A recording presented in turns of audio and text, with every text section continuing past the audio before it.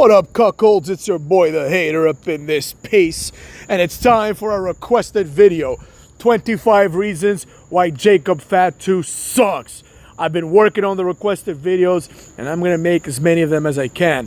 But some of them involve, like, go watch this and react to it, which I'm actually looking forward to.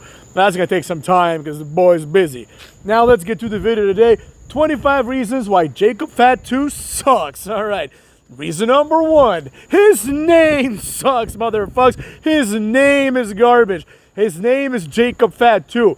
Now, while that is a perfectly normal name to have in real life, it's not a good name to have in wrestling, especially when he is part of the bloodline and all their names are like Samoan sounding, right? You got Solo Sikoa, Tama Tonga, Tonga Loa, Jobber Fatu, you know what I'm saying, Alaki Samoa. You got all of them in there, but then you got a guy named Jacob. It just doesn't fit. He should have been repackaged as something else. You know what I mean? Maybe he will be.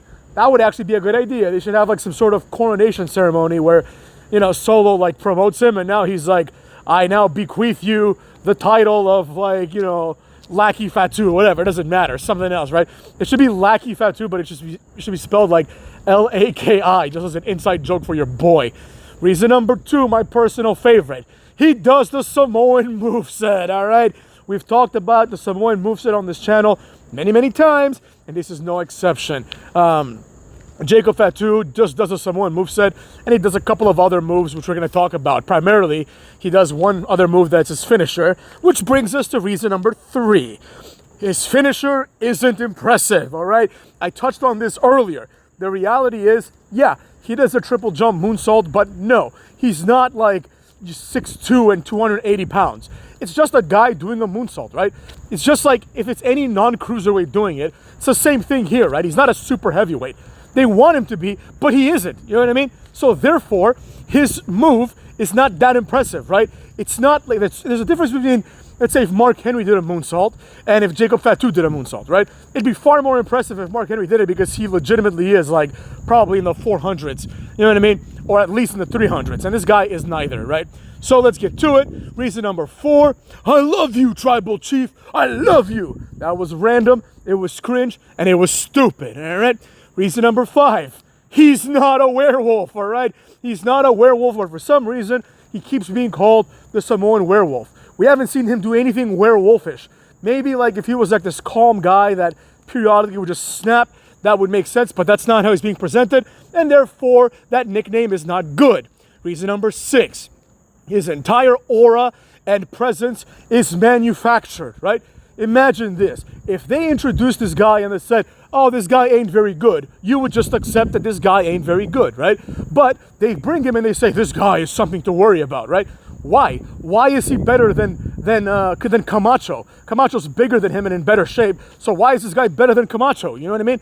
Doesn't make any sense, but they're presenting him as such, so it is what it is, but I don't like it. It's just all manufactured. And there's more on this later, so we'll just leave it at that for now. Reason number 7, he is not Umaga. No matter what they want to tell you, he is not Umaga. Umaga was like 3-4 inches taller and about 120 pounds bigger. So he's not Umaga, he's not a super heavyweight. And honestly, even Umaga didn't believably play the role of a super heavyweight. Yeah, when you put him in against like, I don't know, Evan Bourne, right? Okay, yeah, then he looks like a super heavyweight. But if you put him in against like Jack Swagger, who would murder him in 10 seconds, or you put him in against Lashley, who would murder him in 10 seconds, right? He doesn't feel like a super heavyweight. In his feud with Lashley, Lashley was clearly superior, you know what I mean? Lashley's taller, he's bigger, he's stronger, he's more athletic, he's better than him in every way. So it's like the only aura that these wrestlers get is just by what Michael Cole tells you.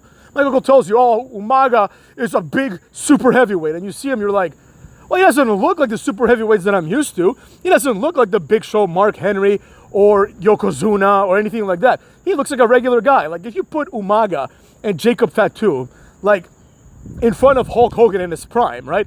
It would be like a child wrestling a man. And if Hulk Hogan power slammed Umaga or Hulk Hogan power slammed Jacob Fatu, it wouldn't be this incredible feat of strength. It would just be, oh, he did it.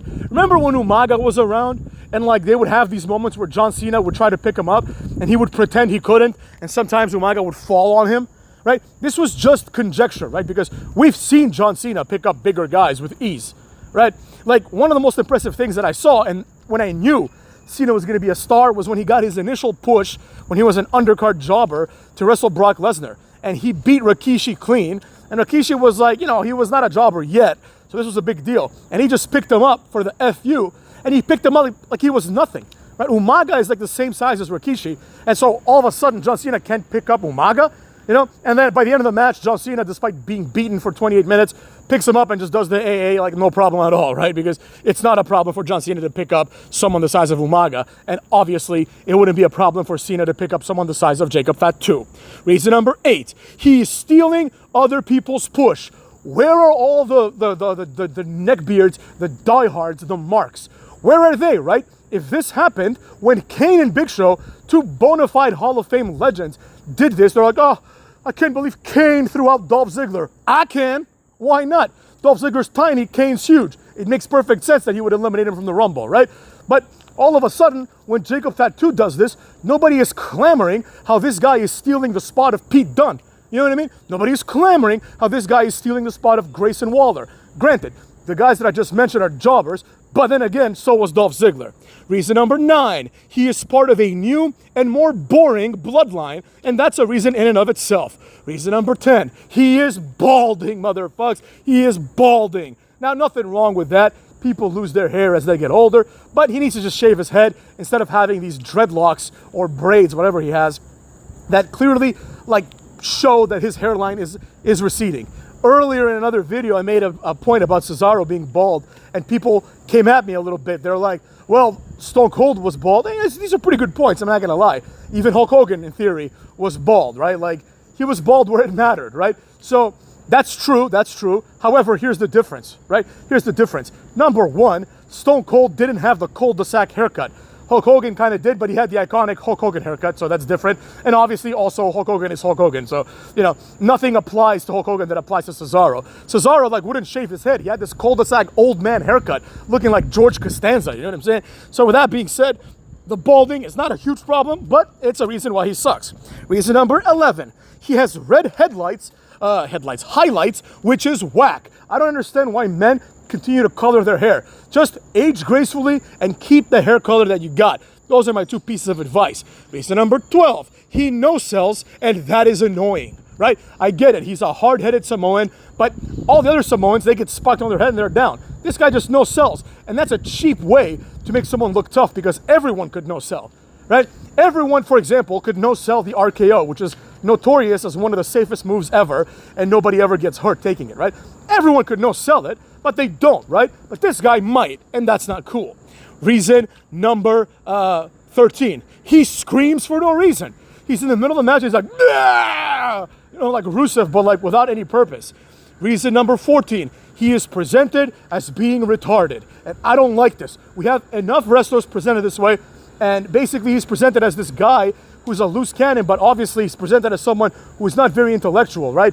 Now, that's also weird for another reason, because it's not like Solo Sikoa screams genius when you look at him. He's just this fat guy with blonde hair, But whatever, it is what it is. I don't like that. Reason number 15, he is surrounded by lackeys. You know what I'm saying? This is a group of lackeys. This is a group that clearly is missing its leader. If this group wasn't designed just to continue to put Roman Reigns over, that would be one of the glaring problems with it. Someone would say, wait a second, this is a group headed by Solo Sikoa. There's nothing worse than that, than maybe Retribution and the Wyatt Six. Reason number 16. His introduction was never explained and makes no sense. All of a sudden, Solo Sikoa has the right and the ability to bring people to wrestling and get them contracts. Why? Why did someone give Solo this ability, right? All he's doing is ruining main events. So Adam Pearce, or Magnus, I should say, for SmackDown, should be like, wait a second. I didn't authorize this guy. I didn't give this guy a job. So there you have it. Reason number 17. He paid no dues. Remember that argument? Personally, the hater doesn't like this argument, so I'm not going to use this as a reason. The real reason is that there is an inconsistency with how he's treated, right? When someone else doesn't pay their dues, like Logan Paul, people are like, he didn't pay his dues. How did Jacob Fatu pay his dues? Oh, he was an MLW. Great, nobody watched. Why didn't this guy get thrown into NXT?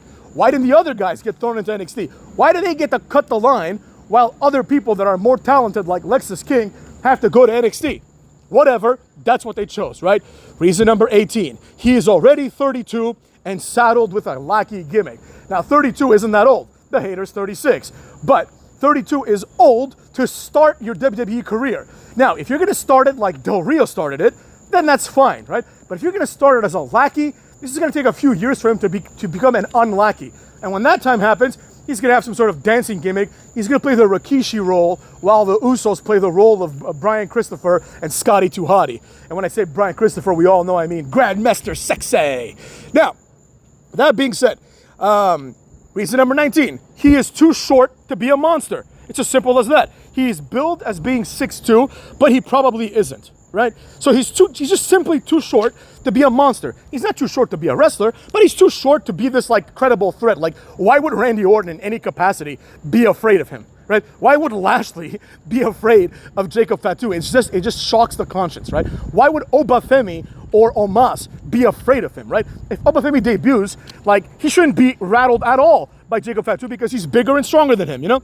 But what can I do about that? Nothing. Cuckolds. Reason number 20. He isn't fat anymore, so he just looks like a regular dude. And this also takes away from the credibility of him being a monster, right? When you're fat, at least you can push that forward, right? Like, you can look at Bray Wyatt. You know, he was obviously husky. You know, that's why he was called Husky Harris.